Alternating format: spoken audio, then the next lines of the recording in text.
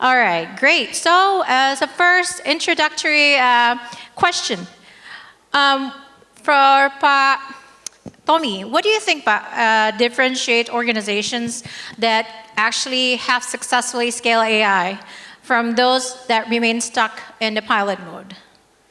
Thank you for the question. To start with the answer, I would like to just quickly introduce, our company. I know maybe most of you already know Freeport Indonesia is one of the biggest copper and gold production company in the world. And we operate basically in Papua, which is a very remote area in Indonesia. And in our company, technology and operation, they do not like run in different paths. So we do the mine with technology. Why? Because, with the enhanced threats of safety, we need to reinvent how we do the mining. So technology is one of the things that we do there. So back to the questions. I think pilot is one of the, I don't know what to call it, maybe disease in every big project's implementation. So one of the key differences, and there are actually 3 other things that I have in my mind. So the first one is actually the organization that actually excel is focusing on the most boring part first, which is what?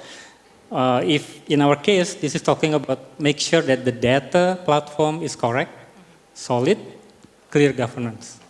And second, we also actually focusing on the business value, meaning we are implementing technology not for the sake of technology. I think the previous panelists also talk about that, right? So it has to be started at the business value. The third one, we should make sure that we have support from the top, meaning this is not like IT department project, but actually this is the corporate project because IT is also part of the business, right? Last but not least, we have to make sure that the people are ready in terms of embracing the new era, embracing the new ways of doing business. So those are the 4 key things, in my opinion, that differentiate organization that is stuck in the pilot, stage, and the other ones that actually excel. I think definitely agree with you. Sometimes people don't want to do their dirty work with cleaning all the data, making sure everything is all set in the business process and all that stuff before they jump into implementation. But I also agree about making sure that the organization is ready to embrace that implementation. All right, what about you, Bobby? And then you can also introduce REY.ID as well. Yeah, thank you. I'm from REY.ID. We are basically delivering business in P2C and P2P segmentations. And basically, based on my experience, we feel like really hard to wait in the hospital, and then one of the things that why we build REY, simply that. And then the good question I used to write in my book, People Ready and Data Platform. Yeah, Pak. I think it's about AI. AI is something that really we need to consider. Why? Because let's start with the business problem first. Yeah, right. And then in terms of AI, not the AI technology, but let's start with the business first. And the second thing is, from REY.ID, what we see is basically 3 dimensions. The first one is revenue impact, and the second thing is people productivity, and then the last one is risk reductions. For instance, what we do is actually claim process. What we can see today in the hospital, so many people are waiting for the decisions of the insurance or maybe the TPA, right? And then just imagine that's us, one of them there, or maybe our mother, our family there. They need to wait. In what time they can go home and things like that. And then what if the claim processes can be solved from days to hours, or maybe from days to minutes, from hours to seconds, right? And then the next question is what AI can do. I'm pretty much believe that everyone here have been using commercial model out there. You name it, right? There are Gemini, there are ChatGPT, and so on and so forth. But the next questions from us to deliver AI is basically what KPI and what objectives, what achievement that we can achieve if we adopt AI. I think that's from me. Okay, thank you. So I think it's very much important for you to see it's not about technology, it's coming from the business. How can we make sure that whatever we adopt creates business value so that it can be sustainable? Correct. Okay, great, thank you. Over to you, Pak Hafiz. What do you think is the importance in AI, and then especially for the patient informations that are, there's a lot of data that are sensitive and personal, right? Yeah, sure. So I think in the healthcare industry, especially in the way we operate in highly regulated environment, right? So it is not just solving business problem itself, but we need to make sure that the privacy, the data privacy of our patients or customers, patients and doctors and our customers are kept safe to the high standards. And I think what we embed in, I mean, how we can embed the AI is make sure that we follow the compliance with the data privacy. In the past few years, we already see and implement PDP law, right? So we make sure that we comply with that. We already have the process in place since the beginning, before the PDP law implemented in this country. And other important part is, especially in the healthcare, is we need to make sure that the clinical analysis, clinical diagnosis that is come out from our services is highly accurate, right? So we have another function in our company called BOME, Board of Medical Excellence, to make sure that the AI implementation in our company can be evaluated to the high standard for the work ethic, especially in this healthcare industry. Yeah. So, yeah, I mean, from the data privacy, we put many measurement, data tokenization, data masking, data redaction before we send to the LLM to make sure that the user's data kept safe in our country, right? And then the result we evaluate on a real-time basis to make sure that the outcome from the LLM is always accurate. So I think that's the most important things when we deploy AI in this healthcare industry. So I guess in the healthcare industry, the patient information, the data information comes first, right? To make Yes. sure that we protect the information as is. Okay, great. Over to you, Karina. I've seen what Datadog can do. We have that presentation yesterday.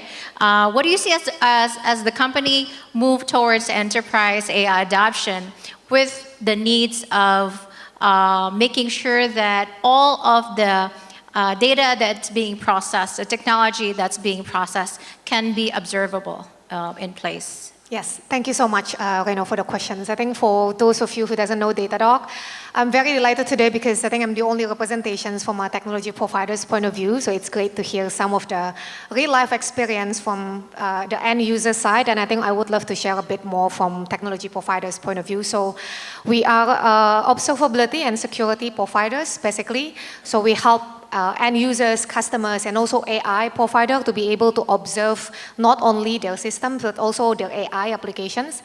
And I think what we have seen today is pretty much similar with what has been shared by the rest of the panelists, right? So I think aside from AI is really giving a lot of business benefits, and the fact that it drives a lot more productivities and also outcomes when it comes to, when we are trying to drive more productivity with AI. What we have seen from an observability point of view is that there are so many layers and components that has to be observed. It introduces a lot of additional new risks into the systems, and I think those are some of the things that everyone should be aware of. And I think a lot of the best practices that we are seeing right now is when a company is looking at it from a perspective that they treat AI not just as a features, but as critical as the other business applications within the company, meaning that every layers from infrastructures, applications, inference, meaning the quality of the prompt, the quality of the output, all those components have to be observable, and that's how we help our customers right now from an observability point of view. Okay, great, Bu Karina. I think there's a lot of things that I think I saw with your presentations that are key metrics that maybe we need to have more in place, yeah, in terms of monitoring and ensuring that we use AI adoption properly. Over to you, Tomy. I'm curious to see, the industry that you are is in a complex regulated industry as well. And you also mentioned that when comes the priority, the safety always comes first, right? So how do you make sure that you move the enterprise into adopting AI, but also making sure that whatever is being implemented is aligned with your guardrails on safety, security, and the welfare of your organizations as a whole? Yeah, I think the first of all that we need to ensure is we should have a clear governance in place. Meaning AI is only a tool to help us, improving the way we do the business, right, as I mentioned earlier.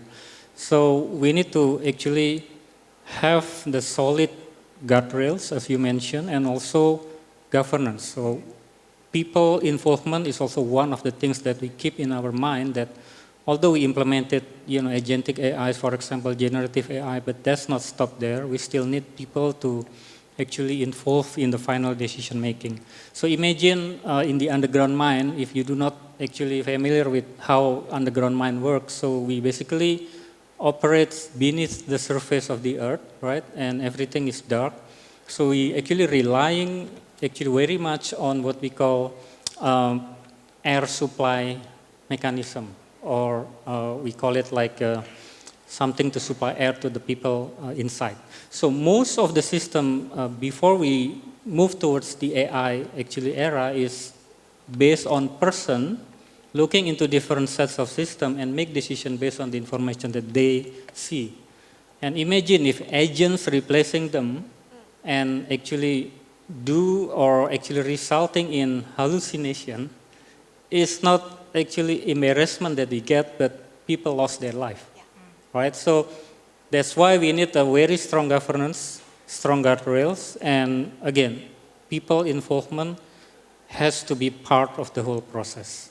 So there are things that you can use AI for that, like a lot of automations, but also you've also mentioned that there are things that human still need to be there as part of the partnerships, right, between UM AI agents. Okay, all right, Bobby, in the insurance and risk is also a heavily regulated industry, right? So how do you make sure that you balance the consumer experience, right, and also the AI adoptions in your organization?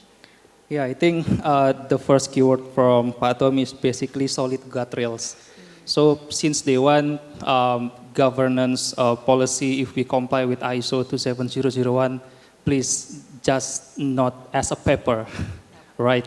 For the time being, I think a lot of companies, they only comply with the papers only with the ISO 27001. As we know that the compliance, the annex always saying about the PII data protections, how do we save the data, how do we store the data, where the data should be stored, like in region Jakarta, Indonesia, and so on and so forth.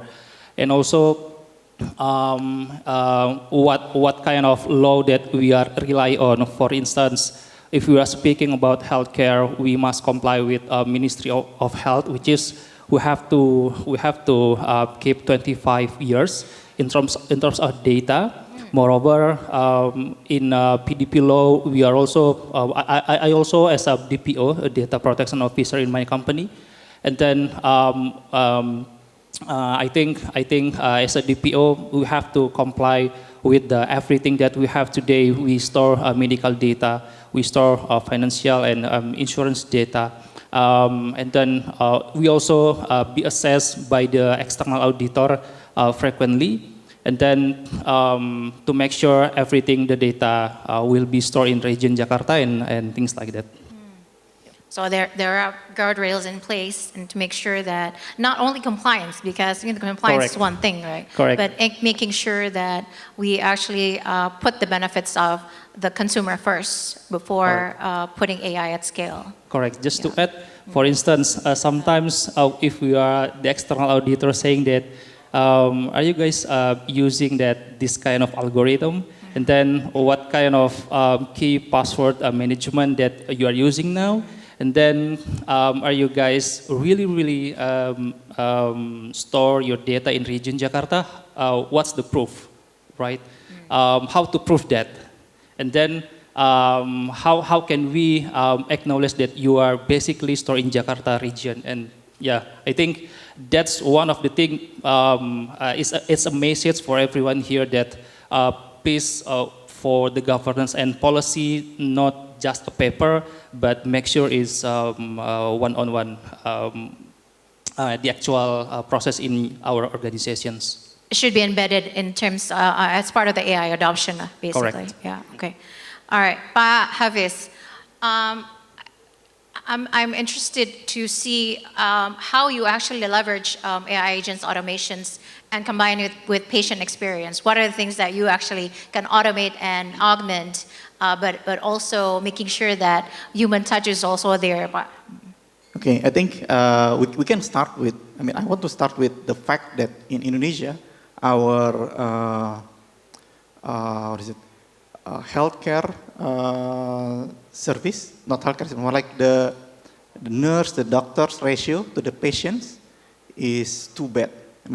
One doctors, if not 1,000, they need to handle 10,000 of the patients, right? So imagine you are in the middle of the night. You want to consult with doctors. You have severe anxiety, right? So and no doctors available because they might be in the ER or they might be on their sleep after long hours of working, right? Something like that. So I think what AI can do, especially in Halodoc, we have our features called HILDA, Halodoc Intelligent Learning and Decision Assistant, to help the patients get comfort. At that kind of situation, they can talk to someone that have a bit of expertise from our doctors, but with the strong guardrails to make sure that whatever that they receive in their conversation, they feel safe that it is clinically accurate, right? So that is one of our product, Hilda, to make sure that the patient can talk to someone and get kind of medicine recommendation. Of course, it should follow the industry standard, the regulation with the prescription, with the actual doctor consultation, right? And the doctor themselves, if they need to take care of the patients in the middle of the night, right? Maybe they still fully, not maybe, they are still fully focused on what diagnosis needs to be given to the patient, right? But maybe what we can do as a technology provider is to provide assistance for the doctor. So we predict what the doctors might say, but the doctors need to still review and actually send by themselves. So it is not replacing the human, but what Miss Oliver said earlier, and Pak Tomy also said that human in the loop is important, right? So meaning we cannot, in this industry, we cannot just trust AI blindly. We need to use AI responsibly to make sure that the patient experience, the doctor experience is very, very, very good. So I think that's one of the way. Yeah. In another way, I think we also open another channel for that kind of experience via WhatsApp. Yeah, so we also provide Hilda through WhatsApp. So many people are not get used to using application. Even for downloading the apps via App Store or Play Store, for them is a bit alien, right? But WhatsApp messaging is very Personalized. It's very easy to use, right? So people are get used to sending messages, right? So we provide the service through that channel, then we increase the likelihood for people to feel comfort at that kind of situation. So that's how we bring good customer experience in Halodoc. Okay, great. Through AI. Okay, thank you, Pak Hafiz. Bu Karina, I'm intrigued to see your perspectives because you've been working together with, partnering with across multiple industries. What do you see as challenging in terms of how enterprise are able to adopt AI, and what are the lessons learned that you see happening these days? Yeah, I think to create a prototype of AI applications, I believe everyone can do it. I'm sure, I think majority of the team who is actually coming here, they're probably already building AI application at a certain stage. The most of the challenge that we are seeing from customers is when they are trying to scale that in productions, meaning that there are a lot of things and guardrails that we need to put in place. For example, is the AI applications that we are building is actually reliable, right? Is it accessible? Does it meet the SLA that we already put in? Is the application is always accessible by the patient, for example, by the customers? I think that's the first point. The second part of it would be how do we make sure that the quality of the AI applications, the output that we give to our customers is actually meeting the guardrails that we have already created, so that, you know, we talk about hallucination. Just now, Pak Tomy mentioned about hallucination. So how do we make sure that we retain the quality and it met the objective that we set at the beginning? The third part is also, I think, how do we make sure that we manage the security risk? Because of course, with the use of AI, it actually opened up a lot of new attack surface that we don't have before. And I think that will be, I think, some of the things that a lot of companies started to pay attention. And I think one thing that is also very important is when it comes to the economic of scale. Because obviously, building AI application is not a cheap investment. And a lot of the things that I hear from my customers is that what is the ROI? The board is going to ask what is actually the business impact that is being driven by this particular AI initiative, and how do we make sure that we build the AI application that is scalable, but then also within the economic of scale that is actually doable for those particular companies, basically. So those are, I think, some of the things that we are seeing right now. Yeah. Yeah, I think it's important because people will ask, okay, what will be the ROI? And it will be easy to say if the challenge is actually coming from the business. And I also agree with what Tomy is saying that AI adoption should not just be IT. It's actually an organization-wide adoptions, right? That's very important when it comes to implementation. I want to go over to you, Pak Hafiz, about lessons learned. What do you think are the biggest lessons learned to see in your company when it comes to AI adoption? Okay, so I think the lesson that we got is we must not put everything to AI, right? So you mean data or information? No, I mean we should not let AI do many things, all of things, right? So like Mbak Karina said that the cost, the unit of economics of AI is not cheap. Yeah, I mean it's kind of linear. I mean the cost of using AI is linear with the revenue. If we couple with the revenue, yeah. So we should be very efficient selecting use case. This is what we learn, yeah. Whether it is a deterministic use case that can be replaced with like a traditional deterministic code or script or kind of any other steps that can be done with AI, right? So those kind of use case might save millions or hundreds of dollars in the cost itself. So I think the lesson learned that I feel myself and the company at the beginning is we try to put many use cases to AI as much as possible, right? But in fact, if we look deeper, many of those steps can be done in a traditional way, and it's much more efficient. The cost is just one time to build that. The infrastructure is one time. The revenue goes up along with the users, the traction, the conversion, and so on and so forth. Right? So that's maybe one of the lessons learned. Yeah. And The second one is the learning itself. I mean, if we remember just in the past 6 months, there is so much advanced model being released, right? So we got hyped with Opus 4.5 from Anthropic, just in January, if I remember correctly, and then very soon they release 4.7, 4.8 Fable Mythos, right? And GLM 5.2. So lesson learned is we are not kind of attached to the model, but we need to attach with the problem that we want to solve and the evaluation criteria that we want to measure that our use of AI is really solving the problems. Yeah. Not our use of AI is efficient for specific model only, yeah, but also accurate with addressing the problems itself. So I think that's the biggest lesson learned that we had in the past couple of years. Okay, so stick to the problems that we need to solve instead of chasing the bright, shiny things of what's not coming, right? Okay, over to you, Pak Bobi. What do you see as the biggest challenges and what are the lessons learned that comes with it? To be honest, so many challenges, so many lessons. Just actually. one. I'm just trying to express what we are facing now. I think as a technology person, I think we are agreed that building a new AI application is so much easier than years ago, right?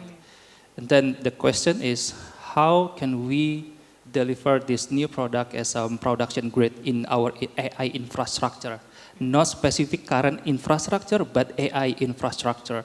One of the missing pieces that I think organizations today are missing on discussions AI architecture. From my point of view, from our lesson learned is really, really different, right? And then can you define a little bit between what's the difference between IT architecture or AI and AI architecture? Correct. For instance, if we have like now application website and mobile application is similar like virtual machine, and then we can deploy in production, and it can run in the internet. And then if we are speaking loud about AI infrastructure, we have to make sure the token usage, the unit economics, how much token we consume, we have to make sure that ROI that we invest in our company by using AI is really, really matters. And as I mentioned in the early of these discussions in terms of revenue impact and risk reductions. And then the second thing is, Pak Hafiz also saying that model release. We know that today, Anthropic, I think last month, Anthropic just reopened their new model, which is Fable 5, and then I think 12th July this month they are closing their new model and then separate from their existing subscription. So we have to subscribe the new one, right? Yeah, I think from AI point of view, we have to make sure that AI model that we are using today is not vendor lock-in. It's not vendor lock-in. We can see a lot of model out there, Chinese model, and then Japanese and things like that. We can observe in healthcare from us, we have been using multiple models in our AI infrastructure. And then the new model sometimes making noise and challenges for us. Yeah. Yes, the outcomes and the clinical, the accuracy is really, really good. But again, the token cost is high. And then how can we solve that, right? And the other thing is in production, sometimes when we want to deploy in production grade, sometimes we are facing integration issues with existing core systems, just like Bu Karina saying before. And then how can we solve that? And the last one is, I think, if we are speaking also about the AI model itself, we are speaking about the data quality. Good model, good AI model, but data quality bad, we also get the bad results. garbage in, garbage out, right? That's the thing that we have to make sure that data quality, we can revisit every data sources frequently, and then managing all the model, the data especially. So building the strong data foundation is something that I really advise to everyone here. Again, those are the things that we need to do before we adopt AI, and making sure our data is accurate and relevant. Over to you, Tomy. What do you see as the biggest challenge and lessons learned when you adopt AI in your organization? Yeah, I think I want to make one statement, which is there is no such thing as shortcut in everything, including AI implementation. So imagine you want to have a six-pack body, right? And you don't want to go to the gym, you don't want to, manage your dietary, then it's not going to happen. Right. So same as AI adoption, many organizations think AI is a silver bullet. It can solve any problem, which is not. Right. So as I mentioned earlier, there are many things that we need to be prepared, that we need to actually fix, and most of them are the most boring parts. Talking about data quality, talking about how our infrastructure able to cope with the AI architecture, right? How to make sure that our legacy system, can talk to any other system, and I don't know, maybe use API or MCP or whatever terminology that AI now have, but it's not easy, right?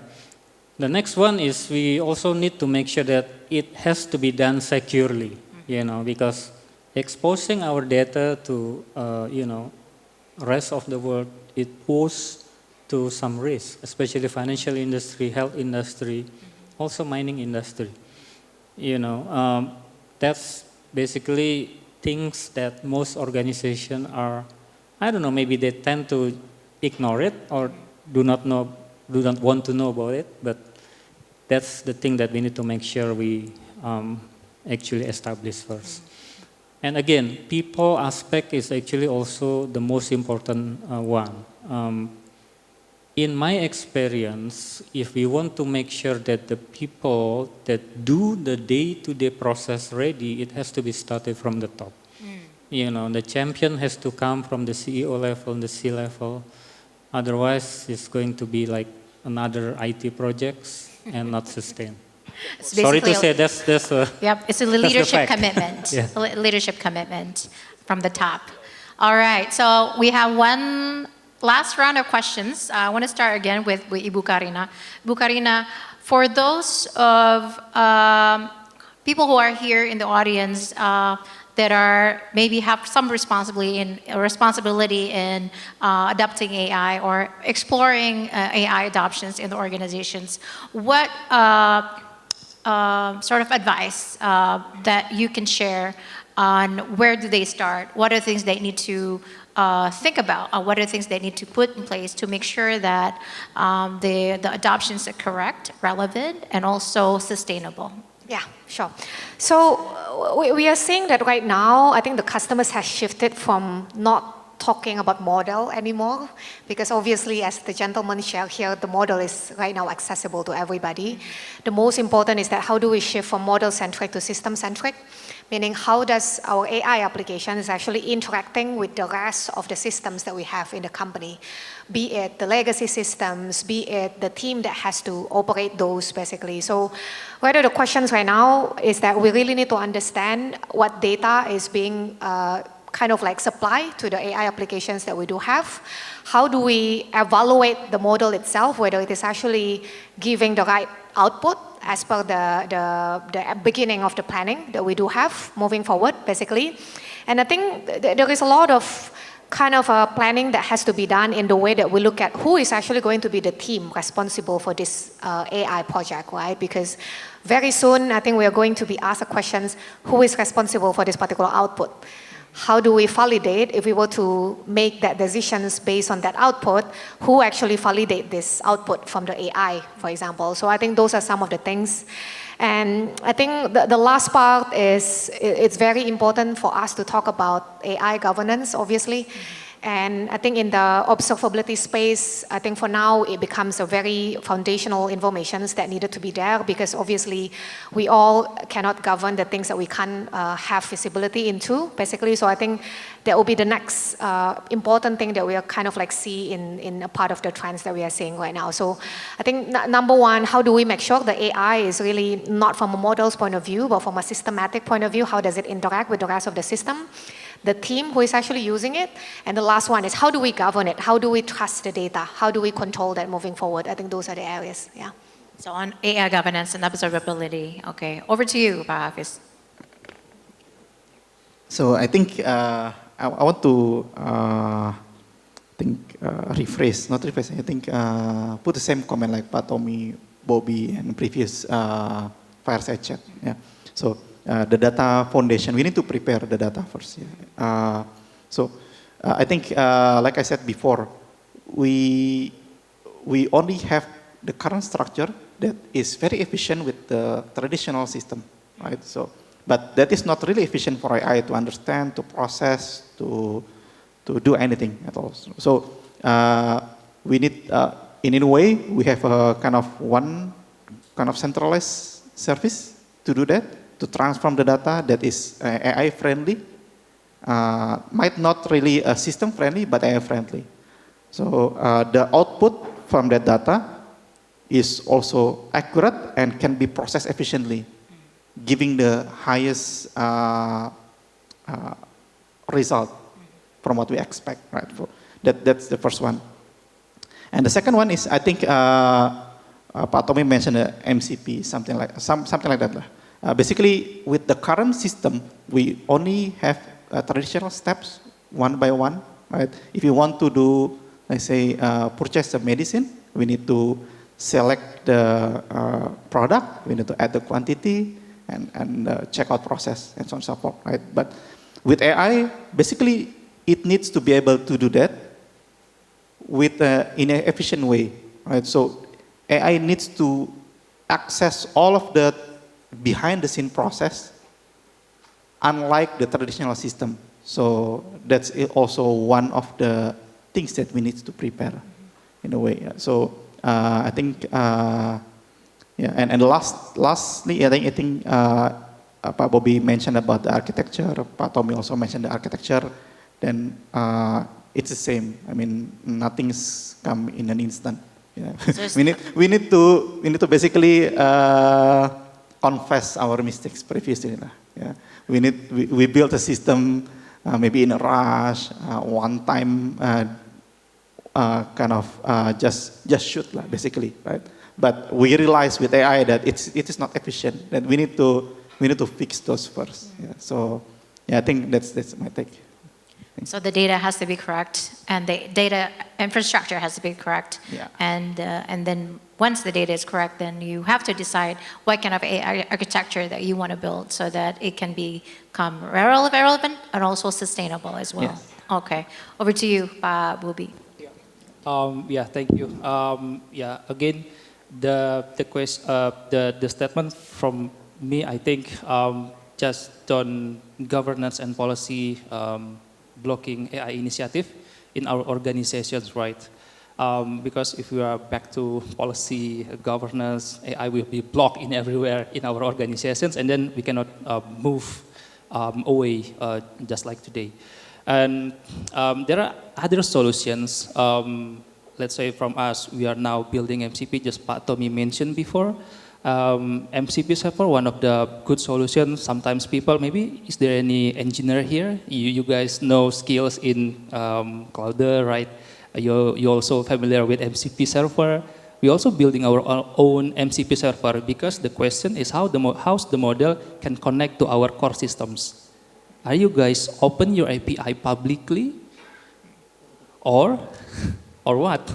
And then the question is, because the commercial model that you are using is open public, and then there no way you are not opening your API or your core system in a public API, right? So one of the solutions is MCP for the time being that feed with us. And then I think, again, to deliver, if you want to different results, I think we need to have a different stack. Yeah. Okay, over to you, Tomy. Okay, from me, I think we need to go to the gym. I'm sorry. Building our physical muscle and AI muscle as well. Okay, but the thing is, we need to start again from the business value that we are going to actually achieve, right? So that's the only North Star, if you will, or key objectives that we need to use as our reference. Not because we want to implement the latest AI technology or whatever technology that is actually happening now. That's number one. And second, I think in the last segment also mentioned about what kind of skill sets that needs to be, prepared for the resources that actually going to embrace the agentic era. Yes, of course, the technical knowledge about AI and others is important, but there is one that I think still needs to be kept intact with all of the resources, which is business acumen. Because without understanding about how our business makes money, then everything goes, diverse. So I think that is still becoming the most important knowledge that we need to keep in all of our resources, embracing the agentic era. And last but not least, I think we need to be actually able to cope with change, because as we go forward, changes will always happen. So be agile, not something that is actually always carved on stone, but something is actually always changed. So keep in mind that that is actually happening. So change is inevitable. Change Maybe is that's the my closing constant. statement. Thank you. All right, great. Thank you so much. I guess what we can summarize for this discussion, there is no silver bullet. I think in order for us to adopt AI in enterprise-wide, we got to do the dirty work. There's a lot of data that needs to be prepared first, a lot of AI governance and observability that we need to figure out and measure, and making sure that whatever we implement is aligned with the business goals, right? Because it's not just an IT project, right? It is an enterprise-wide project. So for that, thank you very much. Thank you very much for all of the panelists, and hopefully this has been an insightful discussion for all of us. Thank you.